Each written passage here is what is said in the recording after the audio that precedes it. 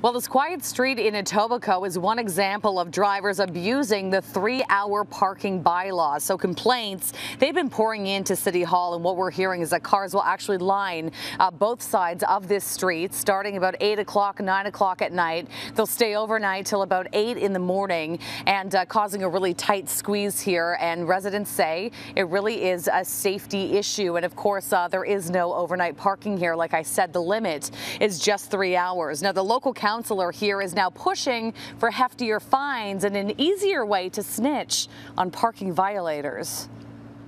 Lots of cars. Most times you can, if you're going north here, you can't even get up. You know, one has to wait, the other one comes down. It is tough up there. When there's snow removal, they can't get by. There's parking on both sides of the street up there in front of the condos, or sorry, the apartments, and it's difficult to get up to the stoplight. It does become a problem getting up there, especially in the winter. The 3-hour parking bylaw is the #1 rule that's consistently being broken in Etobicoke. Here in the Bloor and West Mall area, residential streets surrounding these high-rises are being lined with cars that don't belong there. Well, there is a theory I'm hearing that people in the apartment buildings don't want to pay the money to rent the space, so they'll take their chances getting a $15 ticket once in a while. Yeah, that's true. Do you think that's what's going on? Oh, absolutely. People usually get out of their vehicles and head right over to the apartments. And with the new condo development planned for the neighborhood, some worry things are about to get worse.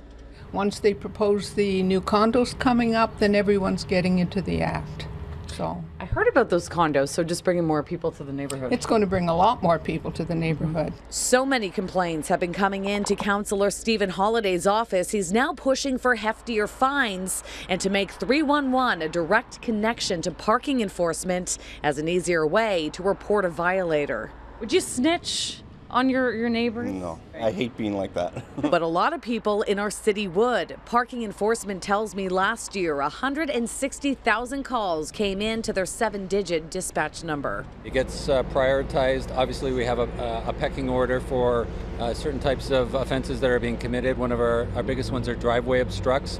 And then we would look at 3 hours, and we fit that into the officer's day in an effective manner, and we do the very best we can with our resources. As for the $15 ticket here in Toronto, it's double that in Mississauga for the same violation. Do you think a heftier fine would deter people from doing this?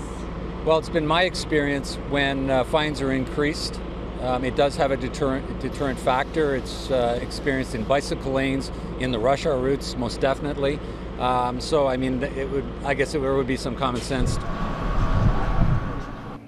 Now, 3-hour parking bylaw breakers, they make up about 5% of all the tickets that are handed out in Toronto. That's about 115,000 a year.